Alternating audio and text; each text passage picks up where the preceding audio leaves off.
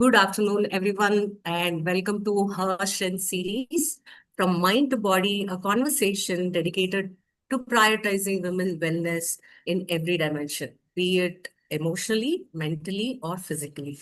Today's session, we are bringing together two inspiring professionals who are redefining women's healthcare with empathy and expertise. So, first, we have Dr. Ashika. Ashika is a JITMA gold medalist and specialist in obstetrics and gynecology from Tirunelveli. Through her work, she has been empowering women with evidence-based healthcare, awareness, compassion, and guidance. So, welcome, Ashika. Thank you, Revati, for your kind introduction. I'm so happy to be a part of this series because this is one untouched or place where no most of the women tend to ignore the physical, emotional, and the mental well-being. So this is a great work. Awesome. So, second, we are also joined by Dr. Athena Krishnan, a psychologist, PAMS doctor, somatic healer, and founder of Ishaki, based in Bangalore. And she is helping women understand healing is not only mentally, but it's also physically deep too. Hey, hi, Athena. Good afternoon. Welcome to the session.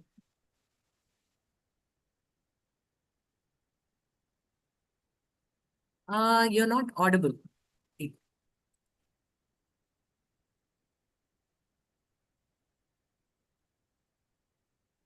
Yeah. Until Dr. Athena just figures out, Ashika, if you can run through what is the main things which the women are dealing with in today's life, various stages that they go through in their life, and how important is their reproductive health as well. Yeah, Ati. Yeah, Revati. Actually, I the era in which we are living, it is already, we are into this artificial intelligence kind of era, and everything Yes, has changed. So is right. women's health and the awareness and the seeking medical help. Everything has changed totally. When you take 15 years back, it is different. Now it is different. So Absolutely. I would like to, run through some of the slides which I have made. I try to, compile everything, whatever you have, whatever the questions you have. So most of the aspects which we are missing out on our health, and why do we have to care about our health? Everything I've tried to, portray it in my slide. So I think That I'll would be just begin awesome. with my, Yeah, yeah. that would Okay. be Thank awesome. you. Thank you. So basically, women's health, the practical health strategies which we have for modern women is totally different. So right from uh, the moment a baby is born, if the baby is a girl child, the girl child is going to go through a series of stages, which I most of the time, it is a circle. So either a woman has to undergo the change, uh, or she has to take care of a child who is in that stage. So we actually go through where a childhood, and then we it come there comes adolescence, and then comes the motherhood and the grandmotherhood. So the most important change here is the motherhood and the grandmotherhood has changed so drastically, because the health awareness in that region as well has become, the awareness is more, and they are it's very happy, we are very happy to be, so aware. So that the women in that age group, most of the time they ignore their complaints. So that has changed. So women's health life across life stages, this is what I'm going to talk about. And we need to understand one thing: as we grow as a woman, we bear the seeds of a future generation within ourselves. So our health, that is the women's health, doesn't influence only us, it is going to influence the life of those who come after us. So the life journey is a circle. So from newborn to childhood and adolescence and the motherhood, it just goes like a circle. And what happens? The care When you go on to the next, why we forget our health? Because once the child is there, the mother will take care of the child, and the parents will have managed the physical and emotional health needs of a child. And when the child enters adolescence or adulthood, the shift begins because they begin caring for themselves, and there will be career demands, educational goals and relationships, and some of them might get married, and the family responsibilities have to be taken over. So as a result, what happens is we neglect our well-being. So for the other, so in the name of either you, whether you call it as a balancing life or sacrificing one or something, so you can keep all the names, but what as a result, there is a silent gradual neglect. It is not very outright, but it's very gradual. So it's the paradox which we have, the caregiver's paradox. The caregiver is not always adequately cared for. So when a woman takes a break, so coming on to the second innings, because every woman has to take a break in her life, either for childbirth, either because of any illness or something, some responsibilities, some marriage or something. So when they are going to start their second innings, they need to begin it with self care and awareness. So they need to be in good health, and then comes the emotional balance, because they are as critical as physical health. So mental health and emotional peace are very important. And the vital sign I would like to, all the women to be, uh, just concentrate on your healthy regular period. So your overall well-being is reflected in your bodily signs. So that is what we need to understand at every point in our life. And then the health priorities comes the, when it comes to nutrition, the four important health priorities is adequate nutrition. So be it any stage of your life, your health depends on adequate nutrition, a healthy balanced diet, and regular exercise, and adequate sleep, and then prevention.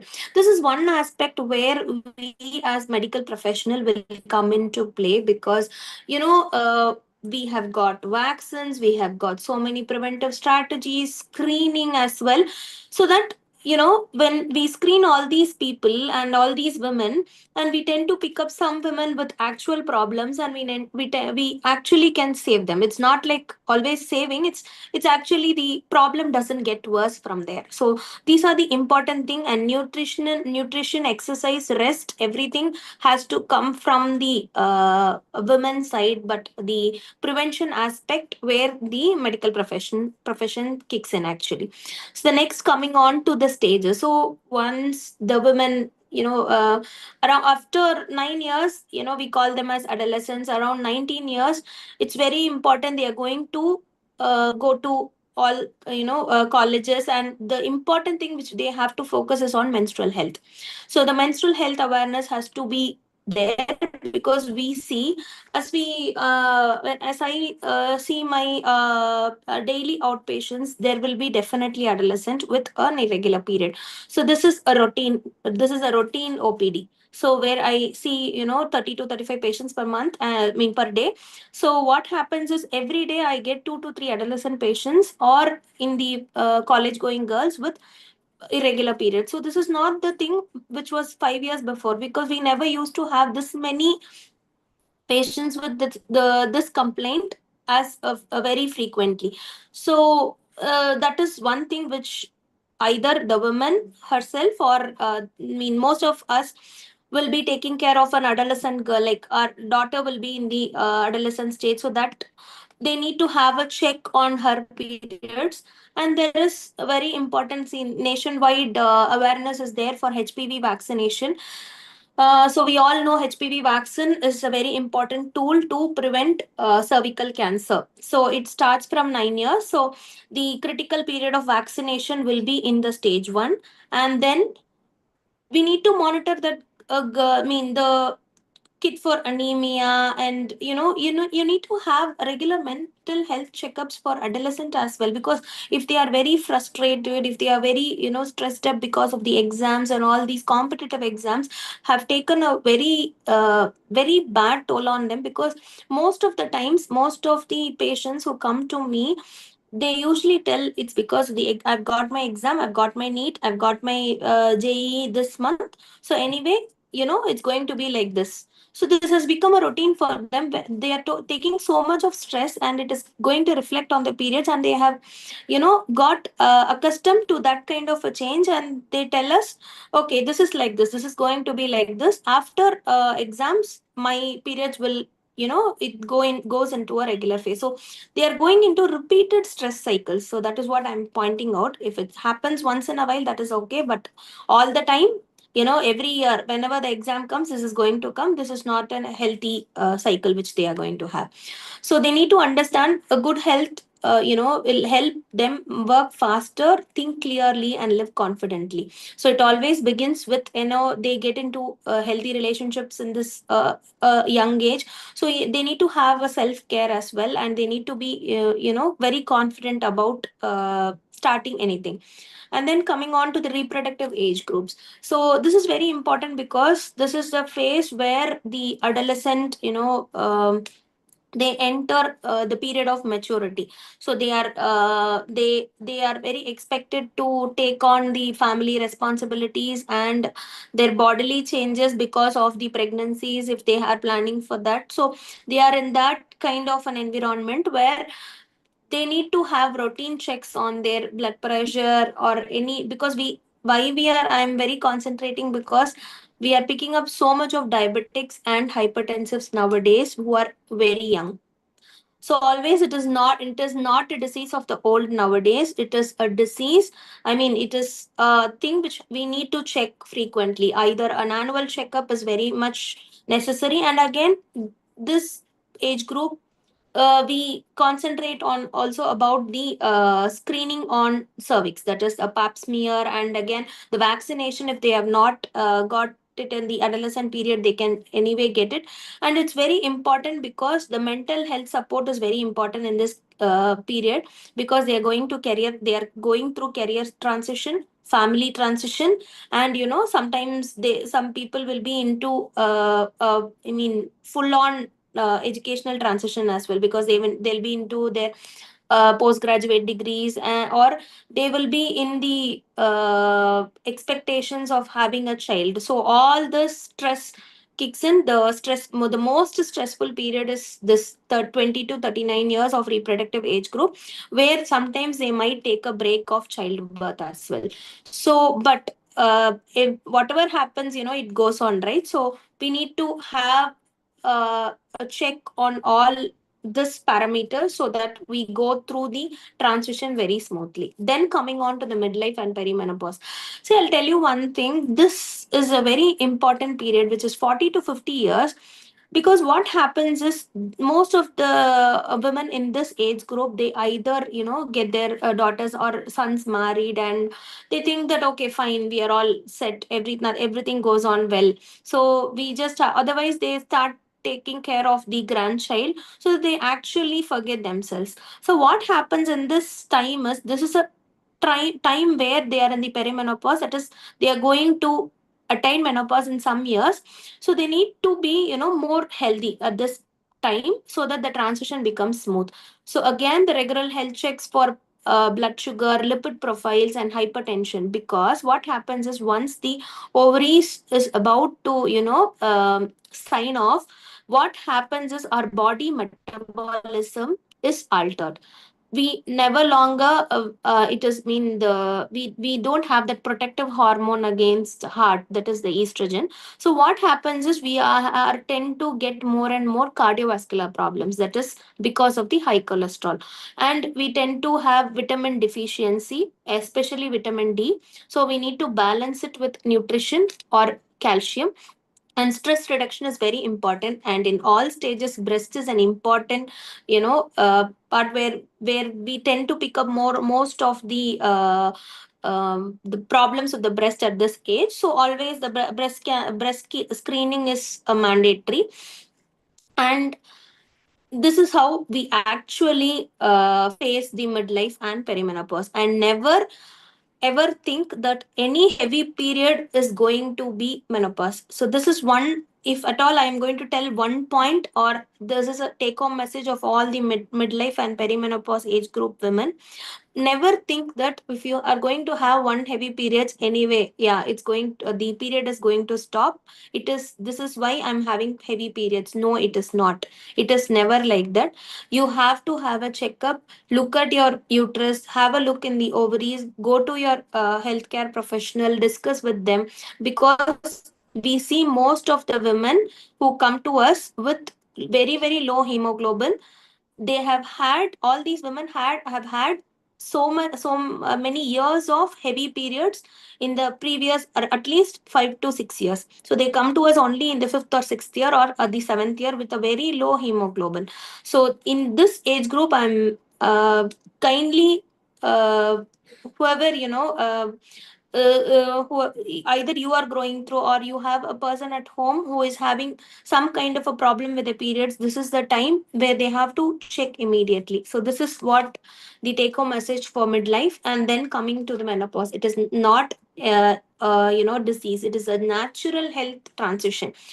The continued care is going to be there. Okay, so and most of the women think once they attain menopause, okay, my periods are over now, I don't have to care about my uterus and ovaries. No, this is not the case, because your uterus and ovaries are still inside. It is not removed. It is just that it has stopped working. Whenever you have something at home which has stopped working, you keep it, but you need to have a look on that at frequent intervals, to make sure that there is no problem inside it. So that is the same with the uterus or ovaries. Okay, you need to have a screening at least annually or something like that, and testing for bone mineral density and mammography. And sometimes when there is a family history of any problems like cancer, so it is always essential to have that kind of a targeted screening. So healthy aging is driven only by committed exercise, tailored nutrition, high quality sleep, and active social engagement. Because this comes into play, because all the menopause patients will experience mood disturbances. That is there. So having become have socially active or socially engaging with their peers, help us come out of this, or help them face this phase with confidence. So that is what is important. And then coming on to the power of family history. So this is one important. Whenever you have some person in the family with any problems, it is always it is better to take a closer look. Because whatever happens with your mothers or sisters, or your father's sister, is going to reflect on you.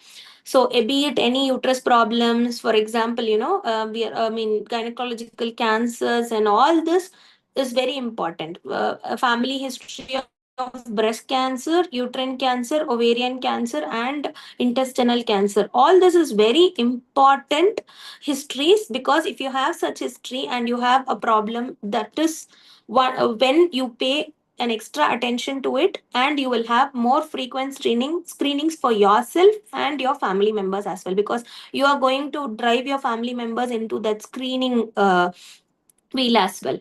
And then coming on to the, I have tried to summarize the a key focus in each stage, where we have to concentrate on menstruation and anemia. And the critical screenings will include, the mental health screening is going to be critical in all this phases, and HPV vaccination beginning with the adolescent. And when they enter the reproductive age group, when they are going to enter into pregnancy, they should have all the diabetic screening and hypertension screening and pap smear.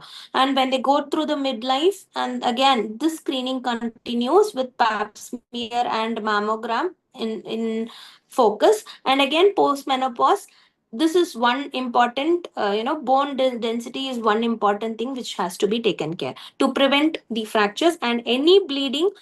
after menopause, after your periods, you're going to get any bleeding after 1 year or 2 year, it is always a red flag. You have to go and meet your healthcare professional for it. So I think I have consolidated everything, because a healthy woman always builds a healthier future. It is you who have to prioritize your health at every stage of life, because your well-being is the foundation of your family's future, the generations which is going to come. So I mean, this is what I focus on, and I have uh, spoken about it as well.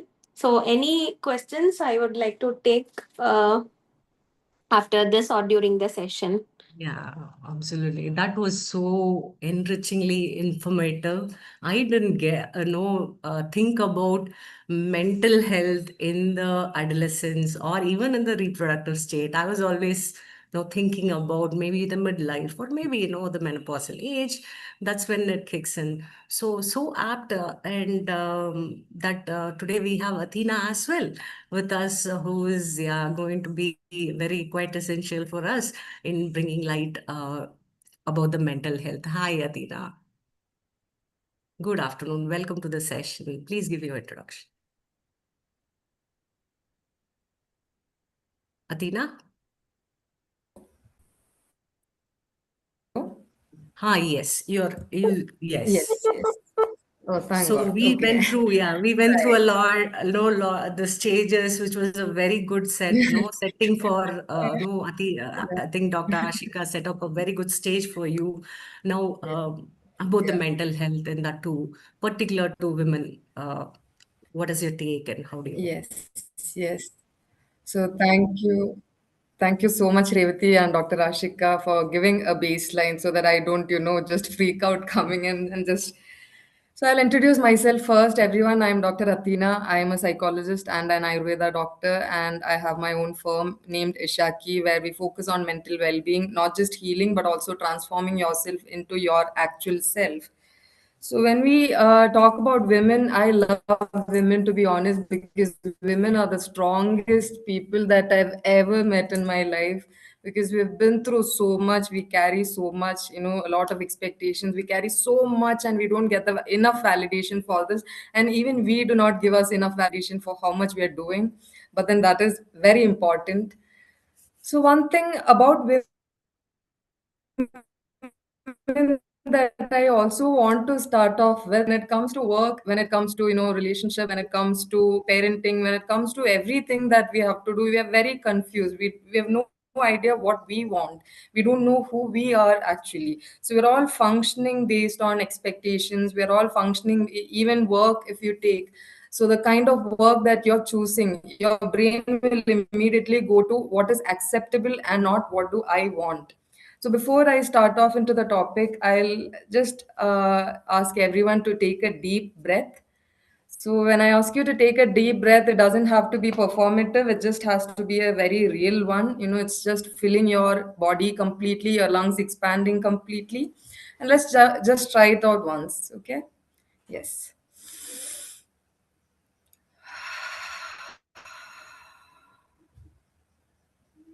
Once more.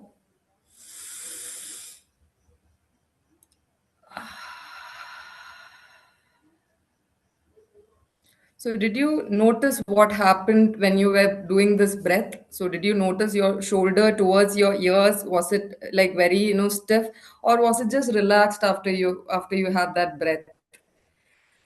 So that itself speaks a lot about how much we are holding internally. The tightness that we are feeling in our shoulder, in our what do you say, in your throat, in your face, in your entire body. You can feel that stiffness and tightness. And a lot of times we're not paying attention to this because we love being here.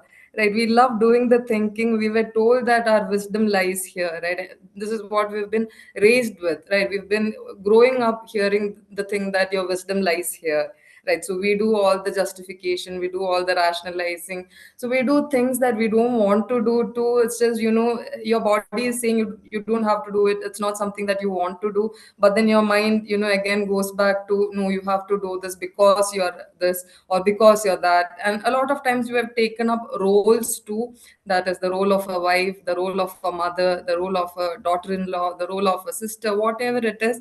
And then people have just assigned these roles, and as if you're supposed to or meant to do these, and there's a lot of pressure in handling these roles, because you have a lot of other things to manage. To you have work, you have your kids to manage, but then everybody is giving all this and you don't even know what do I want. So you're just, leaving whatever I want and getting into here, what is going to make people accept me, what is going to give me that validation and that sense of belongingness.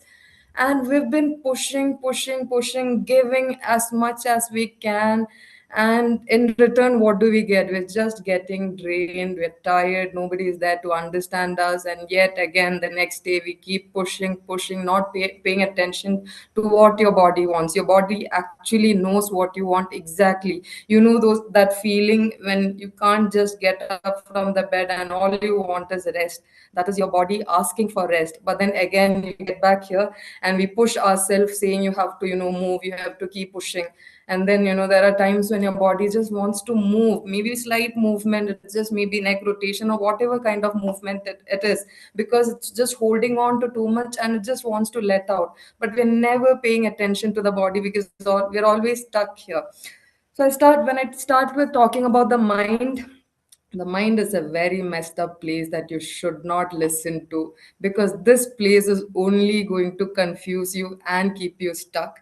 Because this place, when I talk about the conscious mind, it is only working based on the experiences that you've been through, right? All the thoughts that you have, they're not your thoughts, because you were not born with these thoughts.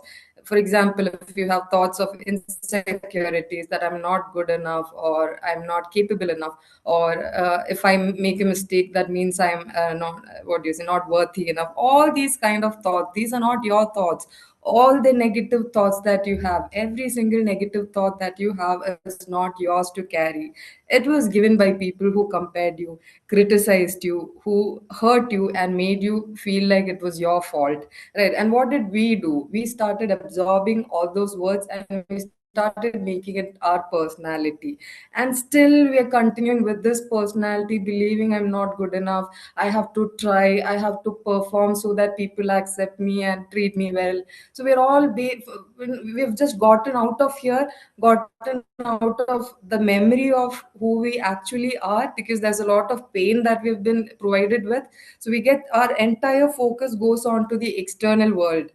I've been through this too, because when I get in front of the camera, I was not comfortable before. The thing is, when I switch on the camera, immediately I get out of here and I go into the external reality. I start thinking for people? What will they think about me? What if I say something wrong? What I say is not acceptable for them? So this thing will only keep you here. It will not show your true potential, show your true worth, right? So the whole work is to break out of this. So you don't have to do anything to break out of this. So the first thing that we need to remember is all the negative thought that we have is not ours to carry, right? So ever since our childhood, there was nobody to tell us otherwise, right? It was not your fault. There was nobody to comfort us with good words. So what did we do? We started doing the thinking, because especially when it's family or people close to us, and they make us feel a certain way when they put us through difficult situations, we don't blame them, we don't question them, we don't question authorities or bigger elders, because we believe they are right, right? So we start thinking there is something wrong with me, I am not good enough, or I am not important enough, or I have to earn my right to be treated well. And there's a lot of things that we have just integrated inside our mind, and these thoughts are not even ours to carry. So these are all called as survival based thinking patterns. So this is again what your brain does in stressful situations, because when you're a child, you don't know what else to do. You're not going to think, oh no, my dad was just stressed today. Because the only thing that you're going to think is, my dad was very angry at me, he doesn't love me, I'm not lovable, right? That is what a child will think. The child doesn't have the capability to understand the other people's emotions because they don't know what emotions are. They're small, right? So we've all been through this. Even at school, we've got a lot of bad kind of experiences with teachers. Most of us also have gone through a lot of stuff like that. So we've all, taken all these unnecessary things and made it our personality. Even when we know that we have a lot of good sides in us, a lot of good qualities in us, we don't pay much attention to it. Our brain pays more attention to whatever is the negative thing. So this is again, why do we do this? This is again a mechanism of the brain, because your brain, whenever you have a negative thought, so the brain doesn't know if, even if you have a thought, it doesn't know if it's a real one or not. So imagine you're scared of your mother. Imagine you're scared of your mother. You see her in front of you, and what is the thing that your body goes through? Your body becomes very tight. Your heartbeat just, goes higher. Your breathing is disrupted. Your body is very tight. Now imagine you see a snake, right? How would your body react? It's the same way. It's the same way, right? So your brain doesn't know if it's your mother standing in front of you or it's a snake, right? So your brain just pays attention to how am I feeling and how is my body reacting to this, how's my breath. So this is why it is very important not to have negative thoughts, because every negative thought is signaling danger to your brain. And the more you signal this region in your brain, the amygdala, where you have the fight or flight response, it is a very intelligent adaptation of the brain where it can help you from danger. The reason why you're not gonna stand on the edge of the cliff because you know you're gonna die, that fear is there, right? Or if something danger actually happens, that fear has to be there, right? So this act has to happen only at times like that, only in danger situations. But we are doing this every day by thinking negative, right? Every single day we are activating this region a lot, and that is what is messing up with our health too. So the tightness that you feel, the lethargy that you feel, you're not able to do anything, you're just drained the entire day, right? So now again, coming back to when you come to the mind again, so the first step is finding out your emotional patterns. That is what all patterns that I've created from my experiences, because all this is not you. This is not who you really are. Whatever restrictions that you have about yourself, every cage that you have is only created through your experiences. So the first step is to have self-awareness of your patterns. Like, why do I behave the way I do, or why do I, take disrespect from people? Why do I abandon myself when I want to, speak up for myself? Why am I not doing this? Why do I, all these micro abandonment moment, every time you wanted to say no, but then you were forced to say yes. Something inside you forced you to say yes. So this is again mainly coming back to your childhood pattern, because you were not allowed to have a boundary, or you were not allowed to choose a life for yourself. That is why this fear is still there in you. That is why when somebody asks you for something, even when you don't want to do it, you just do it. You're that people pleaser because you're not doing this out of kindness. So again, people pleasing is not kindness. It is coming from a fear. There is a fear of not being loved or not being accepted, because that fear is there since a very long time. And we're just functioning like this, going on doing things that we don't want to do, abandoning ourselves. So every time we abandon our needs, we are disconnecting from our actual self. We are disconnecting from our authenticity. So the main thing that everybody in this world is suffering from is the inability to become themselves, right? We try a lot to become everything for everybody. We put on a performance everywhere. You're a different person at home, different person at work, different person with some friends, different person with other friends. It's very confusing to wear all these performative masks and live a different life. We have to come back to our actual self, where we're just, again, being confident. So it's not that you're not confident. You are not born as a not confident person, right? It is your experiences that made you underconfident. It is people who made you believe that you're not good enough, right? That has taken away your self-worth and your self-confidence. So how do I become confident? You don't have to become anything, right? You just have to unbecome whatever you're not and come back to who you are. So this is the whole point of, working on yourself, inner work, because the whole purpose is we've been holding on to so much of pain, whatever pain that we have. It's fear, it's insecurity, it's anger, it's frustration, it's sadness, whatever pain that we are holding, it's in different parts of our nervous system, from our, top of our head to the end of our spine. We're holding on to emotions in every region. You can feel it in the tightness everywhere. You can feel that tightness even when you notice your breath. Even when you're just attending this session, we're holding our breath for no reason. Right? Why are we holding our breath even when there is no danger? We're just doing it, right? It's all, when we had stressful situations, the thing is, we forgot to, we had to catch our breath too. So this is all happening due to stress. And every time we go through stress, it's not just here, it's not just a memory, it's not just a memory in the past, it's not just a painful memory. A lot of times we try to, neglect the pain that we've been through. We try to minimize the pain that we've been through. So let it be the way our parents have treated you. So we are grown up now, so we have this thought that they did whatever they could, and they did not have a good life, so they gave a best life for me in however way they can. We do all this rationalizing here, right? So again, the whole point is not to blame your parents, but then it is to understand what was required for us and that was not provided for us. So these are all biological needs that we require. That is, comfort, care, that is physical affection, emotional affection, understanding, ability to manage the child's emotions. So everything. So the child doesn't come to the world, come into a new place and start learning on his or her own. There are a lot of things that the child learns from parents, right? The way they see themselves, right, through the comforting words of the parents, through validating words of the parents. That is how the child has, good confidence, good feelings about themselves. And again, how much support and how much care did they get? So if any of this was missed, so maybe your father was not very emotionally expressive, even though he had it inside him, he was not very emotionally expressive. So these are all emotional needs that children require. These are physiological needs. These are not just something here. These are physiological needs that the body needs. And when you don't get any of these, that is why we go through all the mental health struggles like anxiety, depression. And a lot of times when we keep abandoning our needs, we just stop listening to our body and just keep functioning from here, taking all the pain. It's okay, I can do it, I can take more pain. You're just, pushing yourself to take more pain. So the whole purpose is not to take more pain. The whole purpose is to take more light. So we're not thinking about that. Right.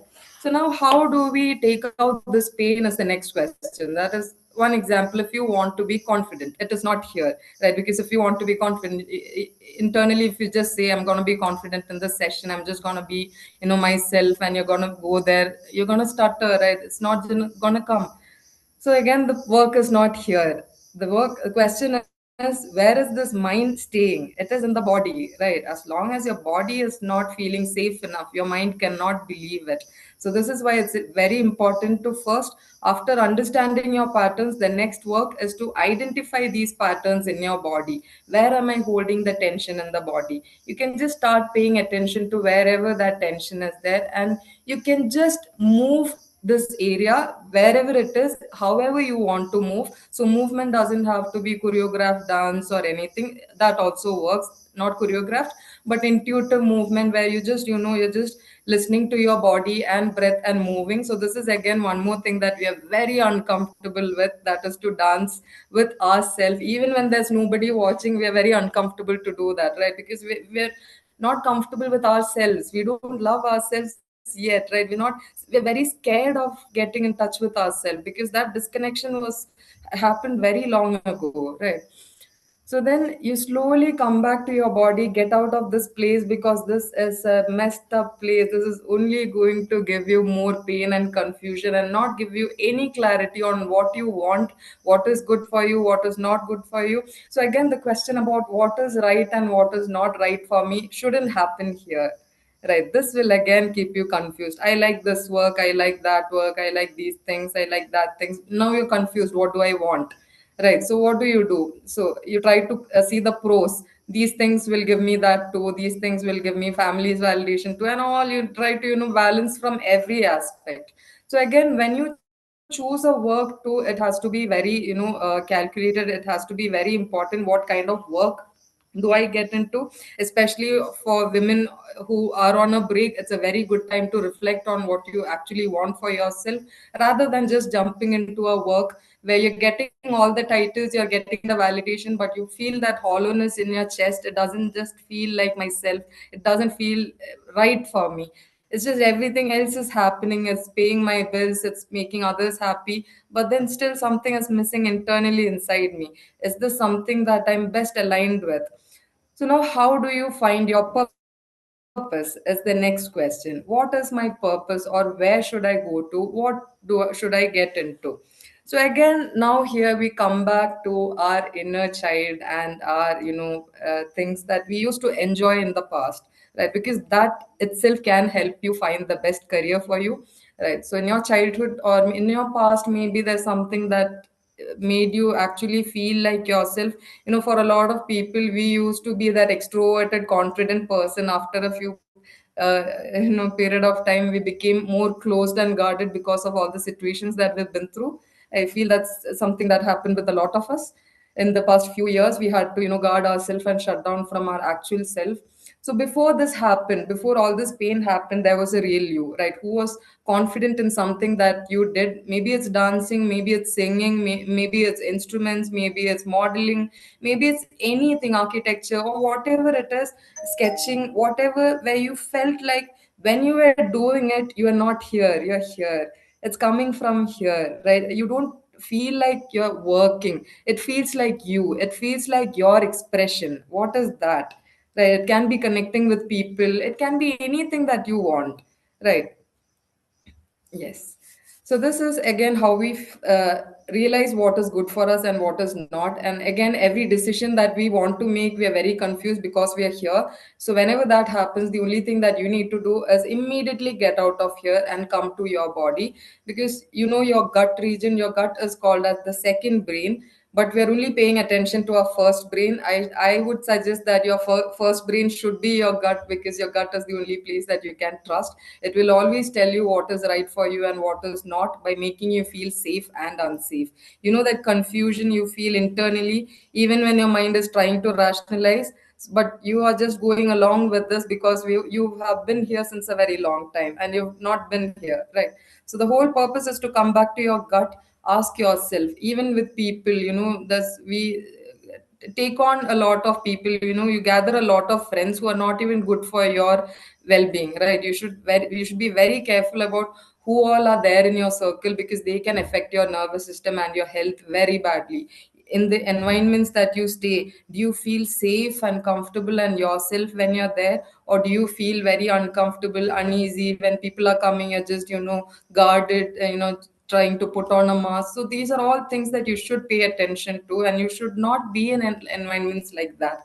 What you are supposed to do is make safety come into your body and feel safety as much as you can, create safety as much as you can. You can go for a walk, you can do movement, you can write, you can journal. So everything that makes you get into that flow where you're just getting out of here and coming back to presence, that is what can create safety inside you, and that is what will give you the clarity for everything in your life, be it work, be it what do I want for myself, be it relationships, be it what should I do in my life for myself, what is it that will actually make me happy when I'm doing it, what is the kind of work that I want to get to.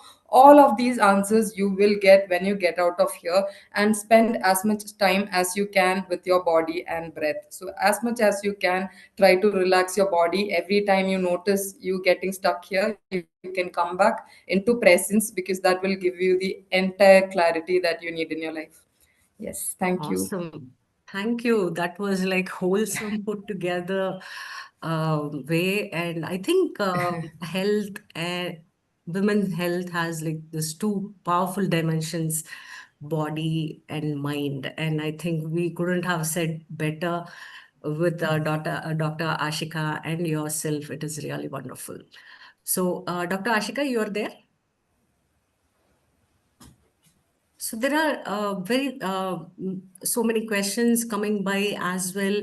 But no, before Dr. Ashika also joins us, I would want to know this aspect, like why women health? Why did you choose getting into women health? Okay, so women, the thing is, we've been conditioned to, in a very strong way, we've been conditioned to become a good child. That identity is something that is very hard to break out from. That since a very small age, we've been had this thing put in our head to be a good person. And what is good person according to them is you not, choosing yourself, you abandoning your needs and making everybody else happy is what they mean by being a good child. Right, that Right. is a trap. Being a good child is a trap, and we've been trying to stick on to this identity since a very long time. Even in our marriage, even in front of your in-laws, we all just want to be that good person because ever since childhood, this is what is stuck in our brain. Be a good person, be a good person. Don't be a good person, be a real person is what I would say. This is why women has to understand this because men were taught to be themselves, even though they were Right. not allowed to be expressive or vulnerable. They were allowed to choose things for themselves. But for women, Yeah. there's a lot of limitation. There's a lot of everybody around them taking decisions for them, when they are the ones they should make the decisions for them, because they are the only ones who knows what is right for them, and it is not anybody around them who knows what is good for them. So this is why Absolutely. women need to have a bit more of clarity and come back to what we all are, how powerful we all are when we come back to our actual strength and follow your path with absolute confidence. So this is why women. Okay. Same question to Dr. Ashika as well. What made you take up a women health? Because you could have become anyone, like pediatrician or a heart surgeon, whatsoever. So, but what inspired you to dedicate to women's health? Actually, to honestly answer this question, am I audible? You're very much audible. Thank you. Yeah, yeah. The thing is, my the first instinct, I had to take MBBS. Like I wanted to become a doctor, Yeah. but when I entered, my internship, where we work in all the departments, Hmm. in all obstetrics and Yeah. all the pediatric surgery. The most the most satisfying department was, I mean, one of the satisfying department was obstetrics, where you Okay. deliver the babies, and it is actually, you see the actual beginning of life and how it happens, how we take care. So that is the thing which had inspired me most. And once I took the obstetrics, and once I started seeing women of all stages, then I was actually I am quite comfortable with them. And it's very I find it very comfortable first, and so the patients are also comfortable with us. So Please. it's one Yeah. of the important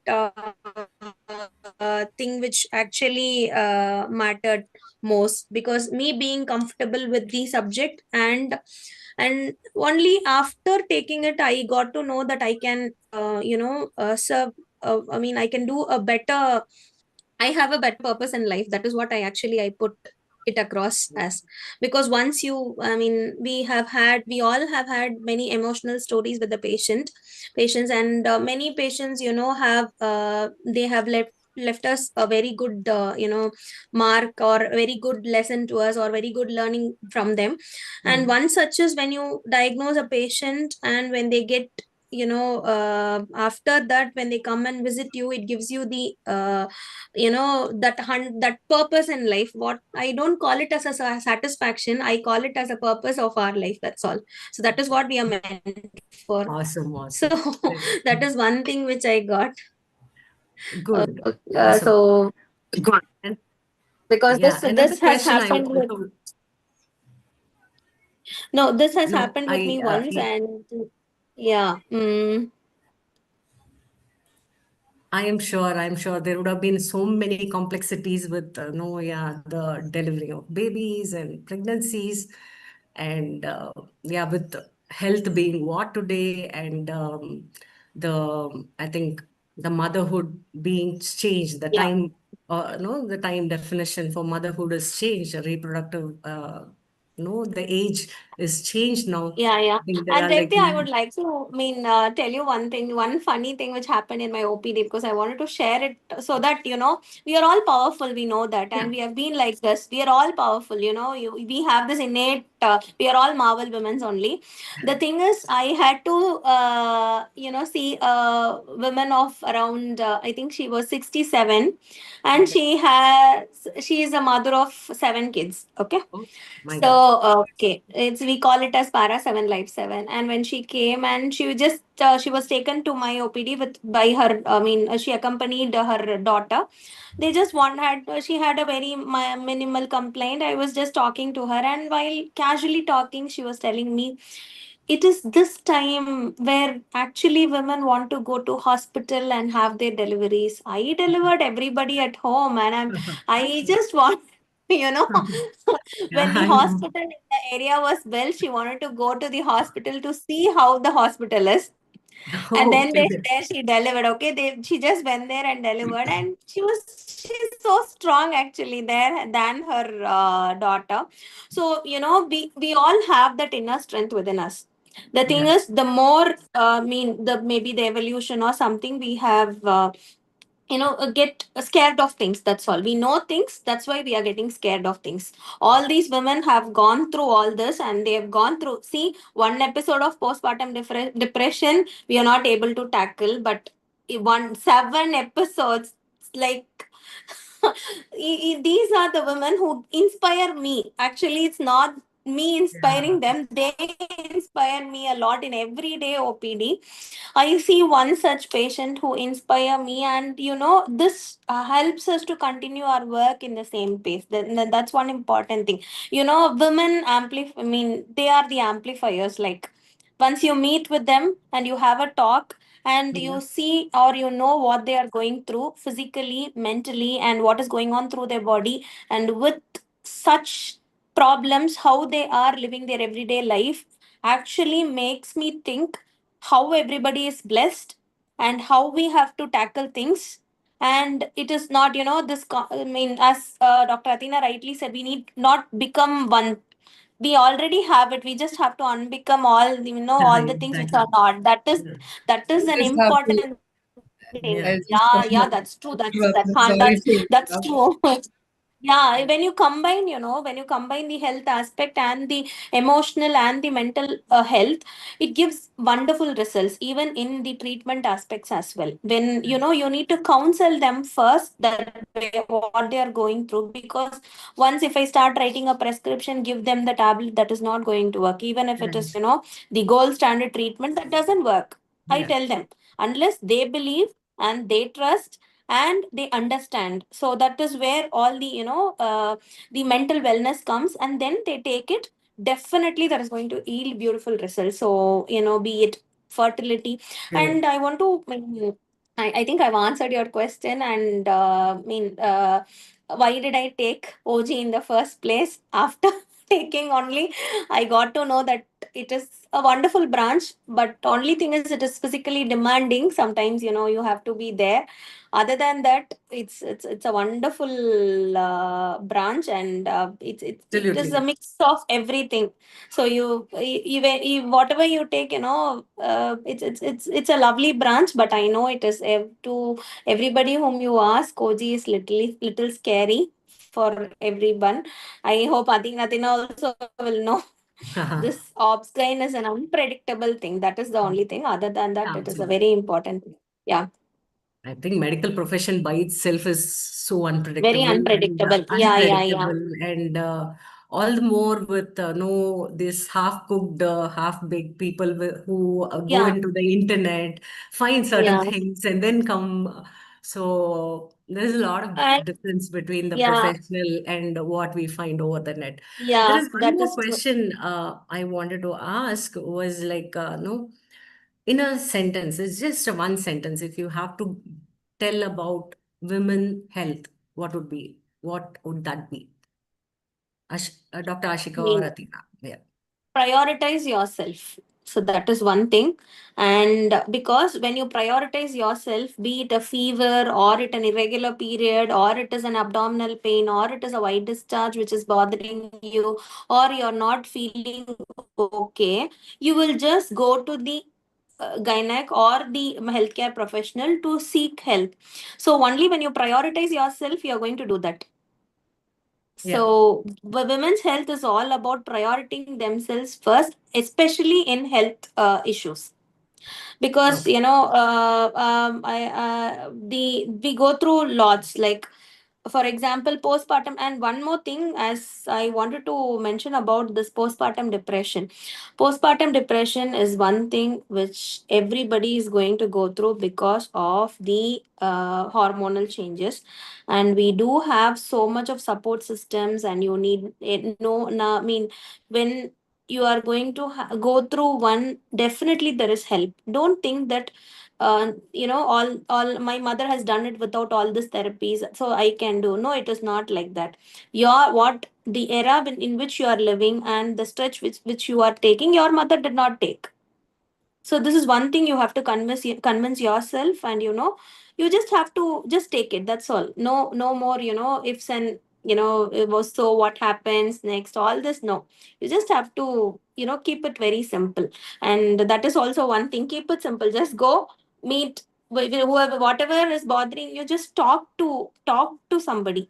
I've Yeah. seen patients who they are very scared to talk about their health issues and even their mental health issues, be it a sexual relationship or mental health issues or a physically related, like some kind of this thing. They are very scared to talk about that. But when they come for the consultation, even it takes around 1 or 2 sittings to for them to open up. I think when it comes to that, you will understand what happens with the women only after 2 or 3 consultations. So always prioritize yourself. Go and get yourself screened, or just go, that's it. Good. Dr. Athina, your thoughts on that? Yeah. One So sentence. yes, okay. One sentence I would say is express yourself, whatever it is, whatever Mm. emotion it is. Don't take it in, don't project it outside, but express it in a healthy way, however way that is.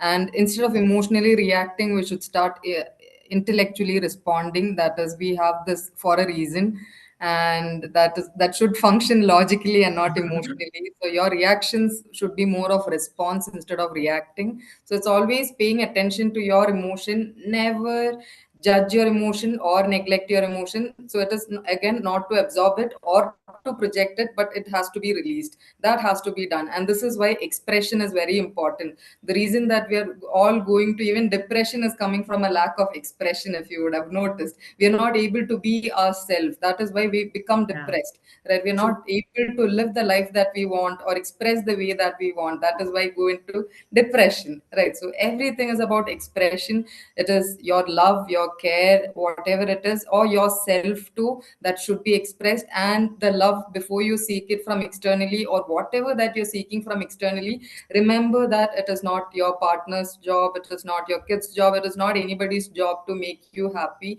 This has to happen from internally. So whatever that you're seeking from externally, be it validation, be it belongingness, be it respect, understanding, love, care, whatever that you're seeking, and you're trying to attach people based on that, don't do all that, because you're giving that control to people to, if they come, you're happy, if they leave, you're sad. This thing keeps happening. So it should be like we have to be full from internally, because we are not, half coming together. Even when you take your partner, it's not two halves coming together.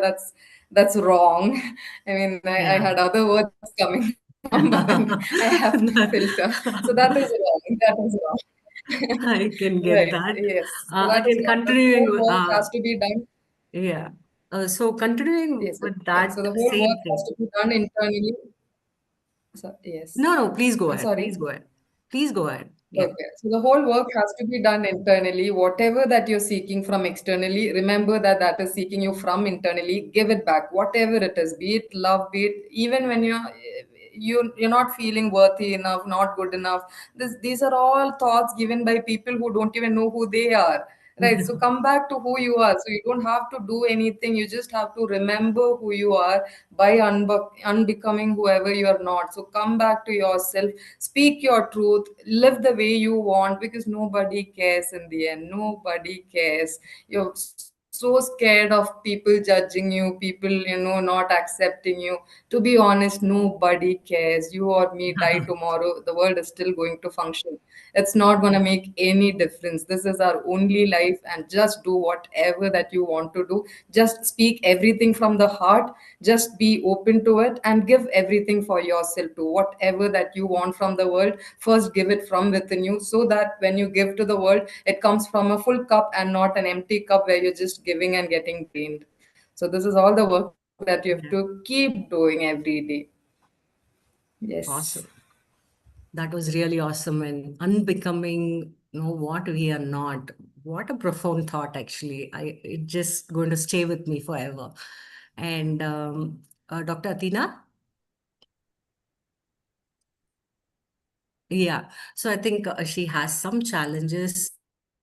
I think until then, yeah, Dr. Athena, you're back. Okay. So there was one more question I wanted to ask you before going to Okay. Okay. Dr. Ashika. Okay. See, I think what is that one Okay. myth of women health, okay, that you really want to talk here and say, hey, stop believing Hmm. that. Is there something like that? Hmm. Yes, yes, very much. That's a lovely question, because this is what I want to remind women.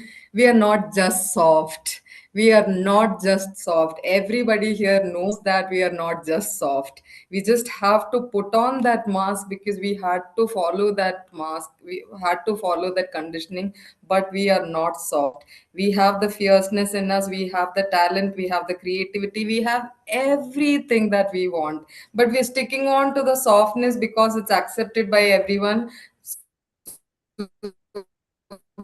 Yourself is not accepted is not a good idea. That you learned that in your childhood and you lost yourself at that time, right?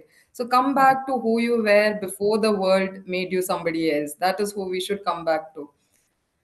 Yeah, Awesome. so this is the only thing that I want all women to remember. We are not weak, we are not soft. The strength, the force, the fire is always there within us, and it is waiting to be remembered. That is why we go through all these pain. Whatever pain that we are going through is a blessing, so that we look internally and find the fire. Yeah. Oh, awesome. That is really profound. Similar question, Dr. Ashika, how do you think, like any myth, like similar to what you said, right? Mother of seven delivered at home. It's just no, nothing. It's next to nothing delivering a child. And today it's like, no, we have so many, caregivers and so many things and challenges in today's world. So what is that myth that you would really want to burst here? And your thought, not Uh, yeah, actually, the myth about myth of women, which I want to burst, actually is, in different stages it is different. So in adolescent, it some the myth is it is okay to have irregular periods. That is the thing which we all have, across life. right. It is okay to have irregular periods. No, no, it is not. It is not okay, because you should be able to predict your cycles. It can be, little, it comes in once in 45 days or something like that, but you should know your cycle. Not knowing your period's date is not okay, because when that is one thing which everybody is so casual about. I don't remember my period state. I don't know when it comes and when it goes. I just, this is one myth which has to be decoded uh, properly in all stages, because in every stage it has got a different problem. In adolescent it could be PCOD. In reproductive age group it could be, some kind of a hormonal imbalance. And in midlife it is going to have other problems, like, which concerns the uterus. Or if you are going to have something in the menopause, I mean close to menopause, so that is different. Hmm. Having a proper period date and having heavy flow, it's not always okay. No. So there are having heavy flow, it's like some patients used to tell, it's like, 3 days I have this flow which is very heavy, and then after that it is okay. So it's not like that.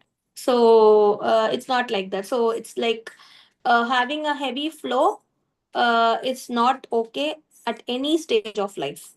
Okay. So, and the next thing is, when you talk about something, don't think that you're judged. No. If you have a complaint and you have genuinely some complaint, it could be an intimate complaint or anything, at the female reproductive parts, anything which you have to just talk it to the healthcare professional, or if you're comfortable talking to somebody, you just talk to them. Because sometimes it's being the complaint, having a complaint in the private parts and not talking about it actually is it has got serious consequences.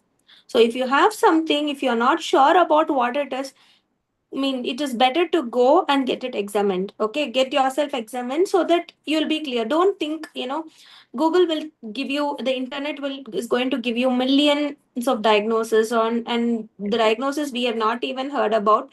So that is not your diagnosis. Somebody has to, see the problem, examine the problem, and tell you what it is. Can be as simple as that. It can be a simple infection which has led to all that complaint. So whenever you think that it's in this private part, I can't go, and it's very difficult for me to go, and I'm very much shy, it's not like that. First talk to them, make yourself comfortable, and just go get away with it after examination. That's all. So this is one thing, because most of the complaints, it's going to be a vaginal discharge or a increased bleeding. We need women to be open about all this complaint to their healthcare professional. So that is one. And menopause, yeah, menopause is one thing which I want to concentrate, because after 50, it is okay if you are taking care of your grandchild. It is okay if you are taking care of your daughter, son, but you have to take care of yourself. Having a period, once the period has stopped already, you're not getting your periods for 1 year and you think it is menopause. Yes, it is right. But is it okay to have periods after menopause? No, it is not always okay. Always you have to get yourself examined. So that is one more thing. I did have patients used to come and tell me, I did have just a casual spotting. Sometimes it happens. No, it's like that. In their words, it is like that. When I have examined, I have diagnosed some serious problems. So that is, it's better to just go and get yourself checked early. That's all. That stops there. Right. And one more important thing about in today's Yes. rat race, Revati, is what we encounter is pregnancy. People, because of their career and because of their education, they have postponed their pregnancy. And always, don't go and if you're taking a decision, if you think you want to plan your pregnancy later, it is okay to plan. Okay, there are but get yourself checked and make sure that how are your general health status, and then plan. It's okay to plan your pregnancy little later. Your career comes first, your passion comes first, that is okay. But in the near future, or in the future, if you're planning, just have a proper timeline. See, I'm now in this stage. Now my health is like this. Okay, you just talk to your doctor or a gynec. I'm just going to plan my pregnancy. Is it okay? Or should I plan it a little early? Have a proper flow chart or timeline in front of you. Because when I ask couples, when are you going to plan, they themselves have no clue. So and when I ask them, so okay, suppose if you become pregnant in this month or next month, are you planning to continue?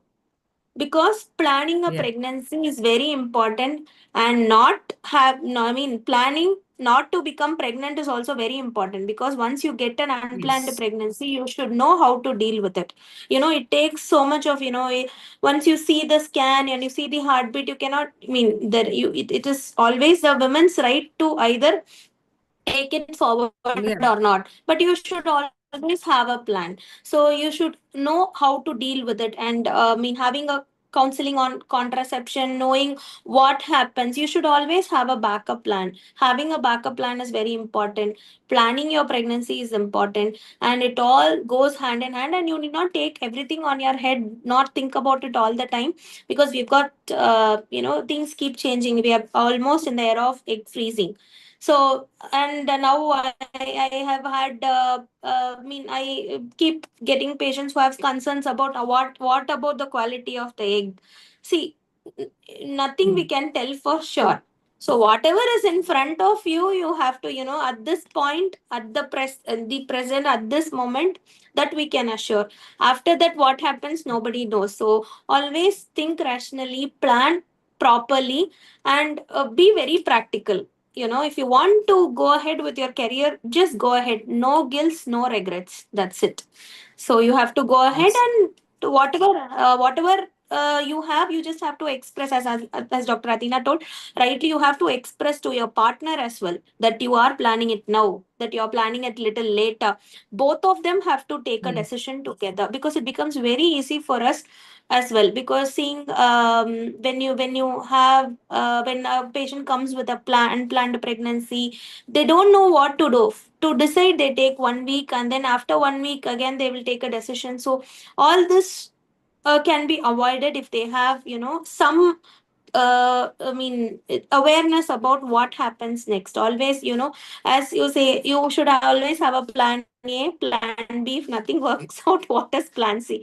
Always we should have that, and then go ahead. So, so that's very important. So being in an era of AI, Chat GPT, Google Gemini, I think we can actually ask, ask for, suggestions as The well. So complete what plan, yeah. happens? A to Z Yeah, plan, you can complete plan. plan it off. Yeah, A Yeah. to C, you can plan, you can bring the plan to us so that we can tell, okay, this plan doesn't suit you. It's going to be like this in the coming years. We know what is going to be the future of medicine.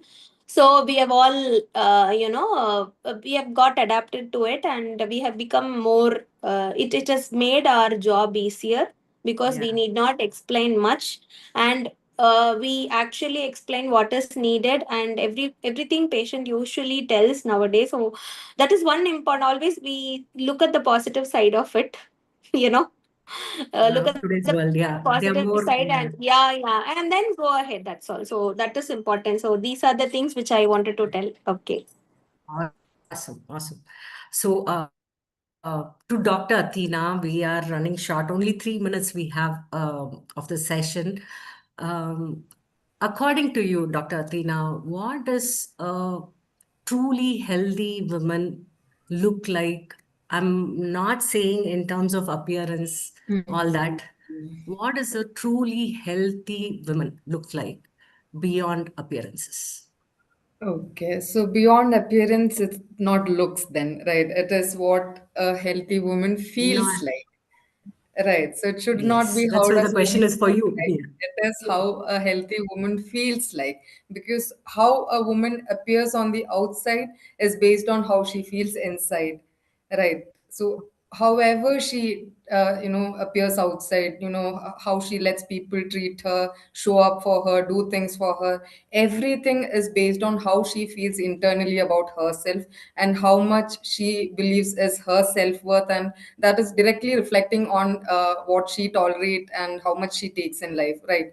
Because if she is taking a lot of unnecessary things from people and just taking and taking, that means there is some inner work to be done, right? So that inner place has to change, because we're all powerful people from birth. It was just that the world taught us otherwise and made us somebody else, and we started believing it's our personality, but it's not the truth. The truth is who we were before all this, before all these things happened. There was a person who did not have any doubt about them. They were just, very confident about possibilities. Even when things are uncertain, they're just going forward with it. That is who we should come back to. So again, healing is not about, just getting better or becoming somebody else. So healing is about a remembrance. It's about remembering who you truly are. So that is real healing, and it is not a performance. It is an inner feeling, and your outer reality has no other choice than to get aligned with it and get to and to listen to it, and you'll just feel it from the way you're talking, from the way you're just showing up, right? And that is not a performance. You can feel it, right? You know when a person is faking it and when a person is not. That is why I always say, don't get here, come here. You'll know exactly what is going on. If you come to your gut, you'll know what is right for you and what is not. When things are confusing, conversations are confusing, you always get that gut feeling there is something wrong here, but then you're again, over giving, over explaining, doing all the thing because we're so used to being here. So leave this place and come back to your body and breath as much as you can. That is who you truly are. Awesome. Yeah. So it's, yeah, appearances, yeah, makeup and everything. No, we can do it. And today it's all there. Yeah. And yeah, the inner self, I think a lot of pointers you had given, wonderful pointers, be it from family support, to gaining that experience by ourselves, believing in ourselves and going forward. Wonderful session with both of you, Dr. Ashika. Thank you so much, Dr. Athena. Thank you so much for being with us. Together, I think you both defined a powerful dimension of health, which is the body and the mind. And today's conversation was inseparably, I think, connected with both of you for women's journey in their life. Thank you so much from her second innings to have been a part of this program. Thanks, Dr. Ashika. Thank you, Athena. Thank you very much. Thank you, Reddy, for having us in this wonderful program, because this shows how mind and body are actually connected. And I think we have made justice to what the prioritizing women wellness from mind to body. It's wonderful connecting with you and Dr. Athena as well. Yeah. Thank you. And Dr. Athena, closing thoughts. Yes. So for me, it's always lovely to connect with women. There's, there's something more than just talking. It's more of a feeling, that sisterhood is there. Yeah. You're not competing. Women, we're not supposed to compete with each other. We're supposed to, build each other. And it's more like, you've heard of Shakti. We're all Shakti. That fire is there in all of us. And our only work is to uplift every woman into reminding them of their true power. And it feels so beautiful. I love to have opportunities like this where I can connect with a lot of women, because I want women to get back to their strength and remember who they really are. So thank you very much for this opportunity, and also thank you, Dr. Ashika. You've cleared a lot of doubts that I had inside too. So that I had some questions into inside me. I didn't want to bother you, but then I got the answers when you continued to. Yes, so thank you very much. Awesome. Thank Awesome. you. Thank you.